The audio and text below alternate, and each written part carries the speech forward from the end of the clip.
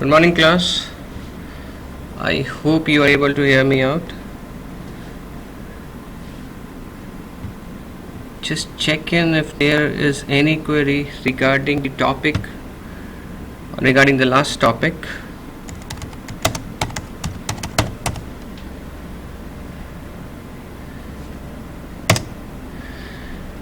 It's not easy, understanding the concepts and having so many classes going at the same time, and especially a kind of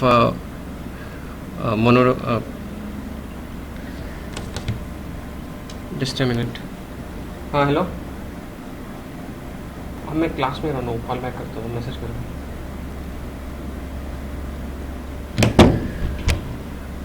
Yes, it's very difficult to understand the concept since whatever we have been teaching you, it's been always been a one-way transmission.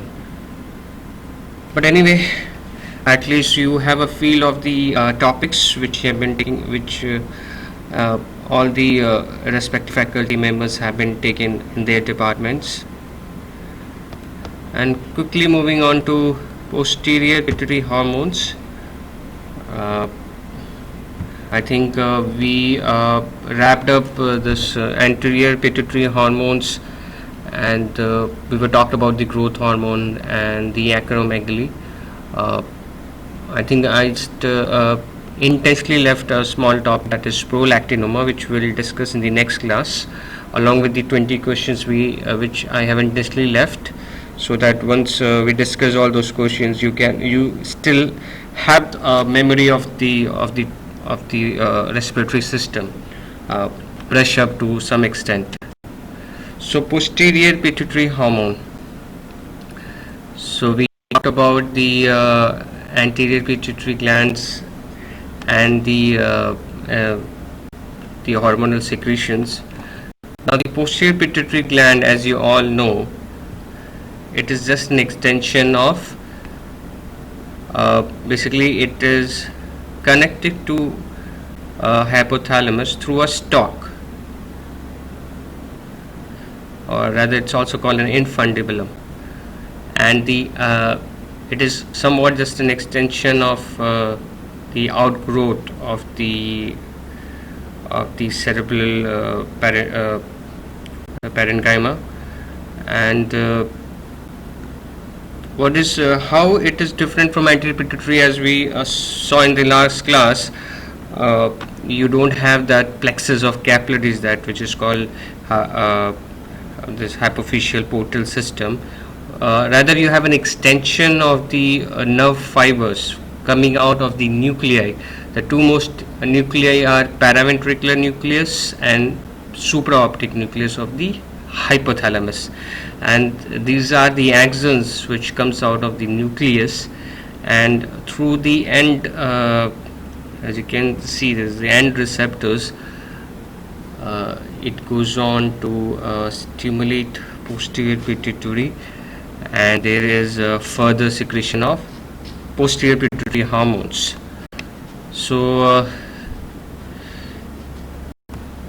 the tract, as you can see, the nerve endings have bulbous knobs that contain many secretory granules, and they are basically, these hormones are basically synthesized in the cell body, the nuclei, and in combination with the carrier proteins, these neurohypophyseins goes down to the nerve endings, and from the nerve endings, as they enmesh on the capillaries, and there they will secrete two major hormone, that is anterior diuretic hormone and oxytocin.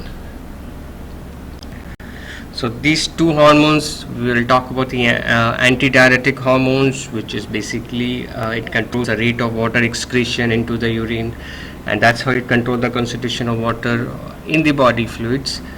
You have three receptors. V1 receptor mainly present on the vascular smooth muscles, and the V2 receptors are present on the epithelial cell in the tubules of the kidneys.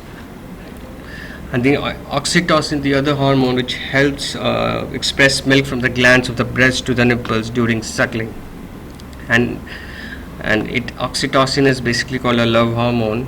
It is called a love hormone. We'll talk about it in the later part of our lecture, and it helps in the delivery of the baby at the end of gestation. uh, Antidiuretic hormone, also called vasopressin. So it is basically manufactured in the supraoptic and paraventricular nuclei, and it causes basically it causes decreased excretion of water. It by as and second thing is it causes vasoconstriction of blood vessels. So what it actually does, it in the late distal tubules, as the urine passes through the late distal tubules, the most of the water of the urine is reabsorbed in the distal tubules, thus conserving the water in the body. And how does that take place? We'll talk about it later. It is a polypeptide basically containing 9 amino acids, and it's a very small half-life, 18 to 20 minutes. And its action is retention of water and vasopressure action.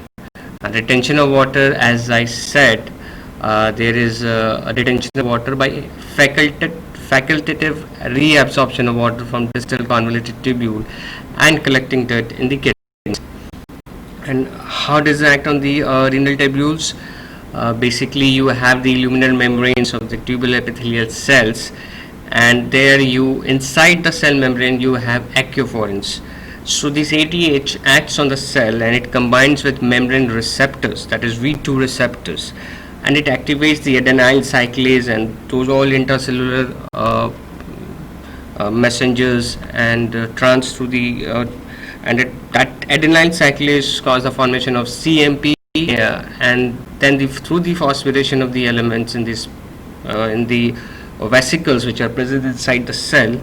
These vesicles gets inserted into the apical cell membranes, and this there it forms an aquaporin, and it provides for passage for the water to come across the tubules inside the cell, and the whole process it occurs within 5 to 10 minutes. So in the absence of ADH, the entire post process reverses in another 5 to 10 minutes. So basically the process you can visualize as it temporarily provides many new pores that allow free diffusion of water from the tubular fluid through the tubular epithelial cells and into the renal interstitial fluid. You can see these vesicles, and these are the aquaporins which allow for the passage of water. This is the bloodstream, and as you can see, as the ADH binds to the receptor and these vesicles, it transmits the aquaporin on the insert the aquaporin on the cell membrane, and now the water is being absorbed through this aquaporin and it gets into the plasma. The vasopressure action, in large amount the ADH shows vasoconstriction action, and that's in a very huge amount, which is much more than needed for the antidiuretic effects. So due to the vasoconstriction, the blood pressure increases, and it acts through the V1A receptor, and then I said the amount of ADH which is required for the vasopressor effect is greater than the amount required for antidiuretic effect. So its stimuli is obviously for intense ADH secretion is decreased blood volume and increased plasma osmolarity. The mode of action, again, what actually happens, as the intravascular fluid is increases or decreases. If it increases, there is something called ANP, natriuretic peptides. Atria have stretch receptors. So due to overfilling, these stretch receptors are stretched, and once they are excited, they send signals to the brain to inhibit the ADH secretion. What is important to know over here It's just not the intravascular volume expansion or deficits, it's also the plasma osmolality which are responsible for secretion of ADH. And I'll let you, this action is again transmitted through nerve impulse going through the uh, we'll talk about it in the later slides, is going through the osmoreceptors. So that osmoreceptor which are present on the lateral anterolateral part of the ventricles, which is very adjacent to hypothalamus. And what happens, these osmoreceptors, it uh, it gauges any decrease in intravascular volume or increase in osmolality. Osmolality is basically the osmotic concentration of the plasma. So once there is a decrease in intravascular volume or increase in osmolality, so these are the two processes going hand to hand. So once that the osmoreceptor is stimulated, it shrinks when there you have a high osmolality or decrease in intravascular volume.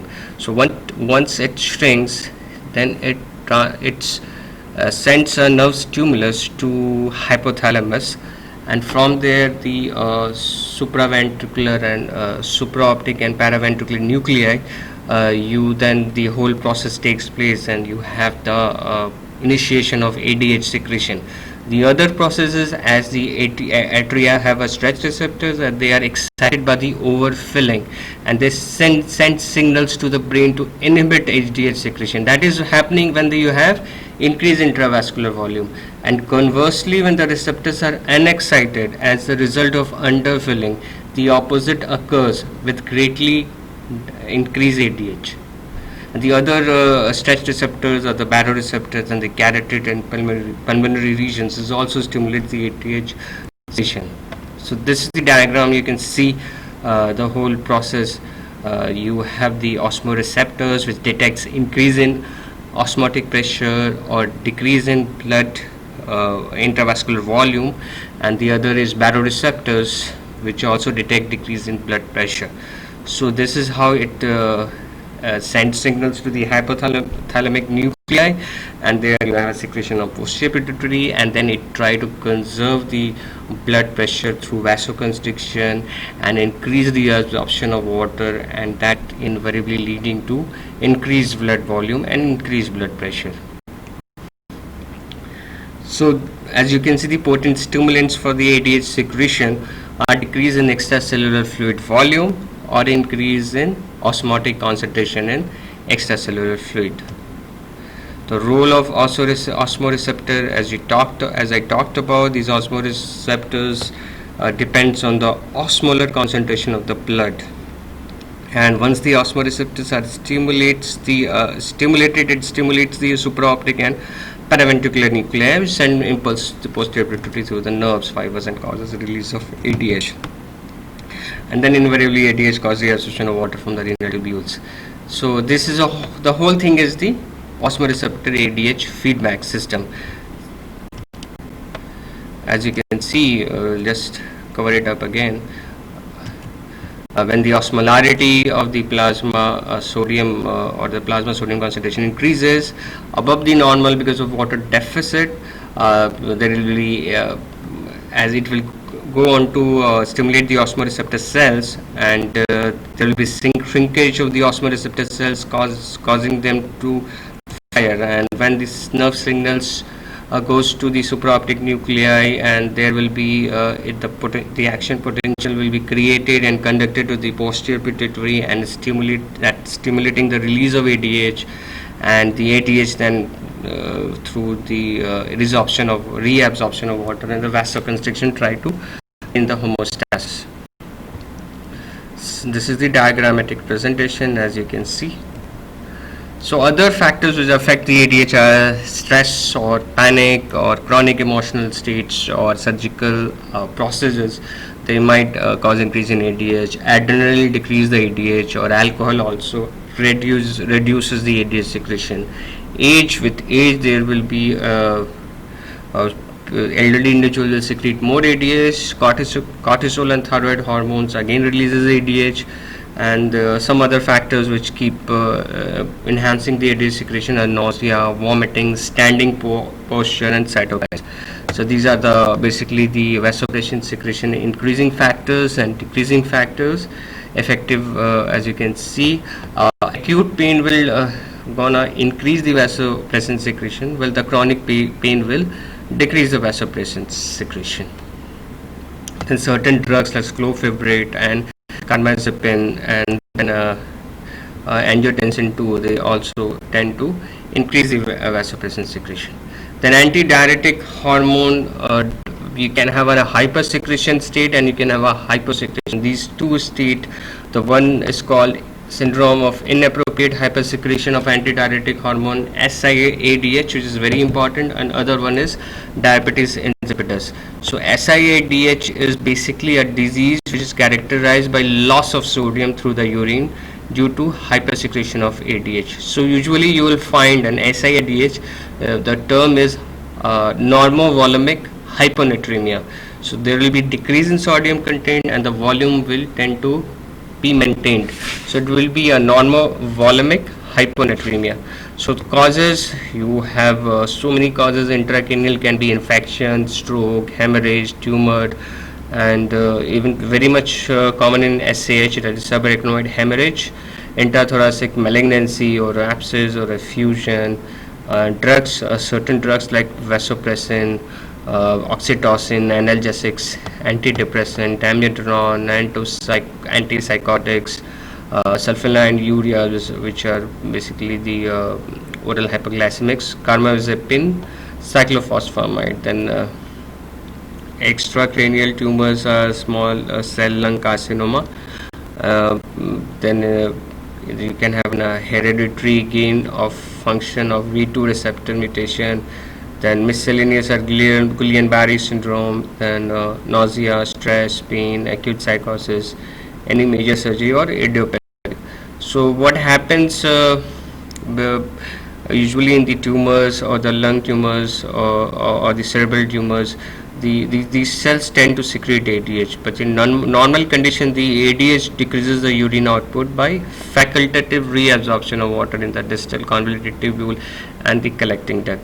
So the urine that is formed is concentrated with sodium and other ions, as you can see, and there will be a loss of sodium which decrease the osmolarity of plasma, making it hypotonic. So the hypotonic plasma again inhibits ADH secretion, resulting in restoration of plasma osmolarity. But what is important, as this hypotonic plasma inhibits ADH secretion, resulting in plasma osmolarity, but in SIADH the secretion of ADH from tumor or cancer cells are not inhibited by hypotonic plasma, and so there is a continuous loss of sodium, and that will result in persistent plasma hypotonicity. So you can see the diagram where any increase in osmolarity or decrease in blood pressure stimulates ADH secretion from the posterior pituitary, but that doesn't happen in cases of ADH releasing tumors in the small cell or CNSs. So pathophysiology, ADH induced water retention will be there because of the increase in ADH, and that will definitely cause dilution hyponatremia, and that will lead to volume expansion. But what happens, as I showed you the slide, there will be a volume expansion, and I just want to go back to one of these slides. So as there is a volume expansion, I told you about the multitude of mechanisms, the two basic mechanisms how these cells are stimulated. So as there will be increase in plasma volume, since there will be hypoosmolar fluid, and that will lead to that definitely because of the exogenous ADH secretion, there will still be a secretion of ADH, but at the same time the response from the baroreceptor and atrial stretch receptors would be that. So why I'm showing you the slides. And coming back to the slide, I'll show you.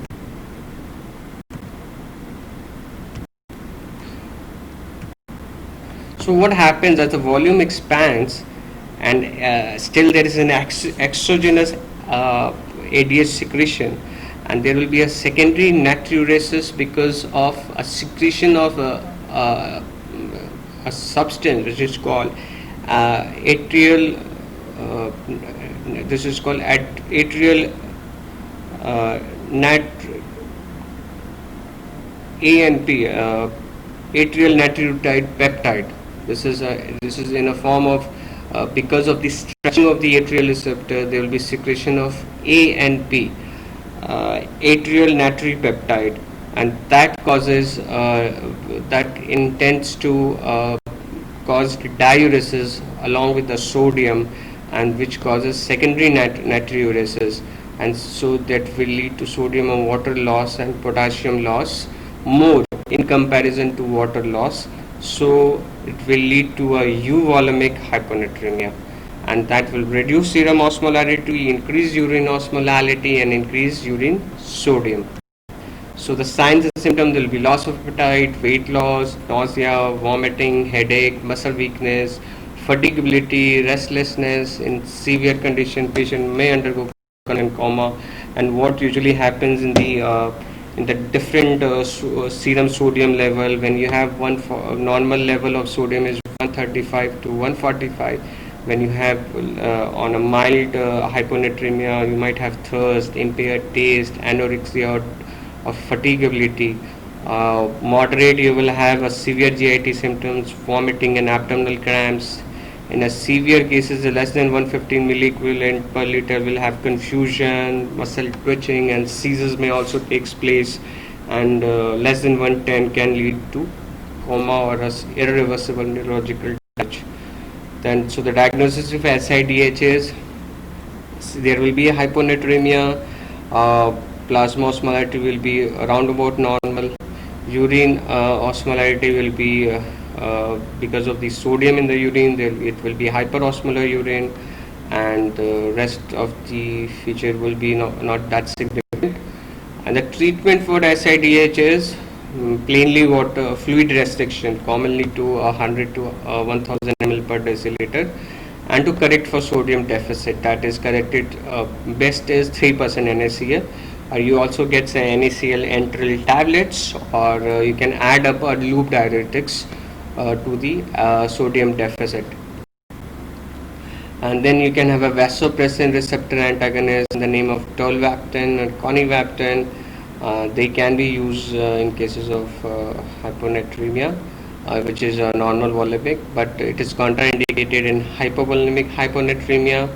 And then you have dimethylcycline or lithium, which again diminishes collecting tubule response to ADH.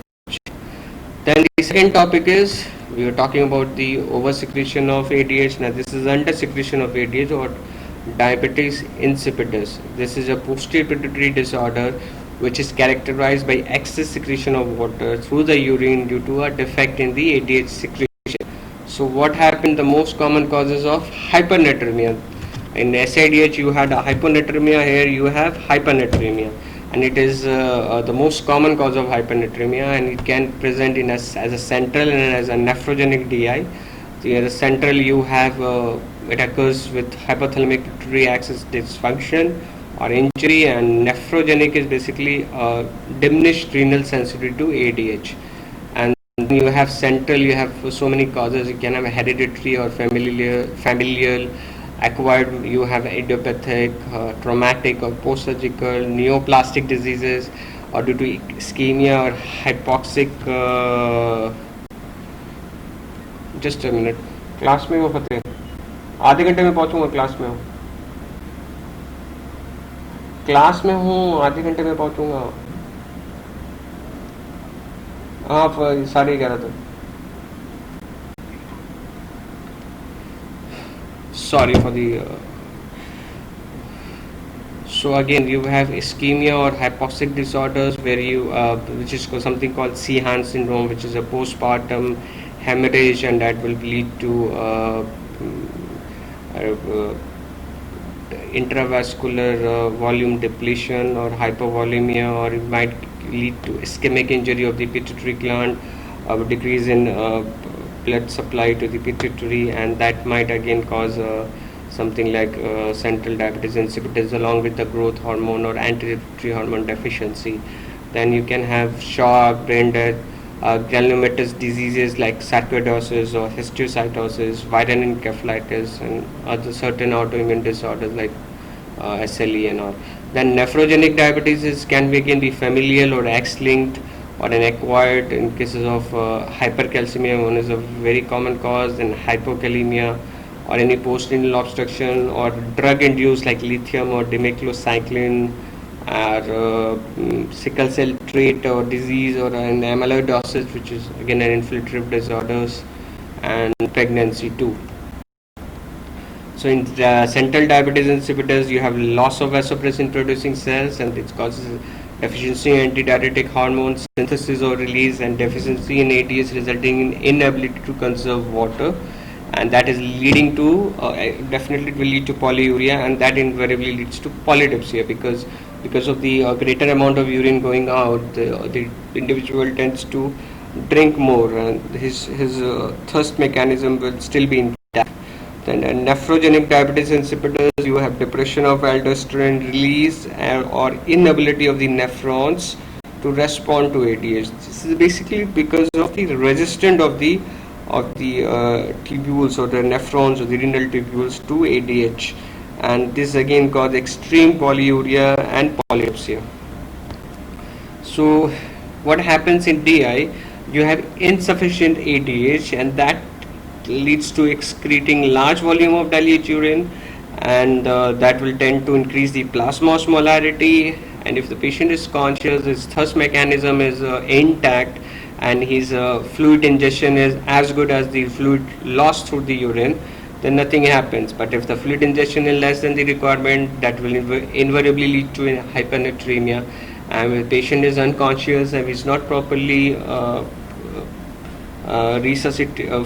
resuscitate through the fluids as required, then again it will land up in hypernatremia, and that also as a part of dehydration. So signs and symptoms will have a polyuria, polydipsia, because it stimulates the third center in the hypothalamus, which is around hypothalamus, and it results in intake of a large quantity of water, and that as the thirst center in the hypothalamus is affected by the lesion, the water intake decreases, and the loss of water through urine is not compensated, and that will lead to dehydration. Diagnostic test, you have high serum osmolality, more than 300. Normal serum osmolarity is 285 to 295. Low urine osmolarity, usually 50 to 200, and low urine specific gravity, and you might have increased creatinine or blood urea nitrogen due to dehydration. And then you have water or deprivation test. So that is for diagnosis process, which is not follow up nowadays, because of the dangerous effects it can have, where you deprive the patient of the water, and that might lead to decrease in vascular volume without DI. But with DI, there is no decrease in urine volume, and the urine osmolarity is still 100 when you deprive the individual of water. But then the test to differentiate between neurogenic and nephrogenic DI, you can challenge the ADH using desmopressin intranasally, and you then measure the urine output before and after desmopressin administration. And in a neurogenic DI, obviously the kidney will respond by concentrating urine, because you have the peripheral receptors of ADH on the renal tubules working. But in case of nephrogenic DI, the kidneys can't concentrate urine as the peripheral receptors are not working. So the goal of management is to replace ADH, to ensure adequate fluid replacement, and to identify and correct any of the underlying causes. So how is Basically, you do an ADH replacement through synthetic vasopressin, and that can be given intranasally or can be even given orally, and then uh, if what is the importance of giving desmopressin intranasally? It has no effect in smooth muscle, so it won't increase the blood pressure and less likely to cause arrhythmias. So basically, it's a synthetic ADH, and it works in the same way as the ADH. Then you have chlorpropamide, which helps decrease the thirst. Then certain drugs like carbamazepine, then it will again, what will it do? It will again have a similar effect to chlorpropamide, because it will enhance sodium secretion through the distal tubules, and that will lead to increase in sodium as well as water absorption from the proximal tubules. And that is something like what happens in thiazides diuretics. Thiazide diuretics, it again induces natriuresis and inhibition of sodium absorption in the distal and the collecting tract. And what happens because of that, there will be as there will be sodium deficit, there will be increase of sodium along with water absorption in the proximal tubules. So it tried to neutralize the effect of water deficit. Vasopressin can be given IV in emergency situation. So in a case of a nephrogenic DI, kidney usually won't respond to ADH, and you might have a partial response to thiazide diuretics. And what is again very important is low salt diet and a low protein. So low salt diet and low protein is very important, because that will invariably going to stimulate more of sodium and water absorption through the proximal tubules. Then incomplete ADH deficiency, again thiazide diuretics and chlorpropamide, because it's an inadequate ADH deficiency. So in case of a subminimal ADH present in the body, you can use these drugs like chlorpropamide and thiazides. So again, as you see in the balance, in case of an acute case, you should first administer adequate fluid replacement, and in chronic cases, you can have a slow replacement to prevent cerebral edema. And then the replacement of ADH via the subcutaneous or intranasal with GDAVP and desmopressin, and sometimes you need to remove pituitary gland. You might be needed in surgical cases, and in medication to stimulate production of ADH and decrease symptoms of aggravating process.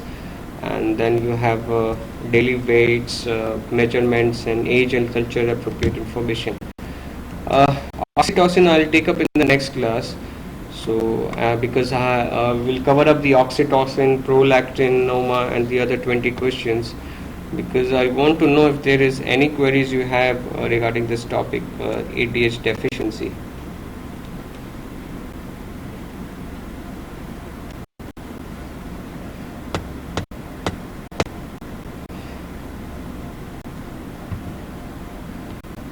You can fire in your questions if you have any query regarding this topic.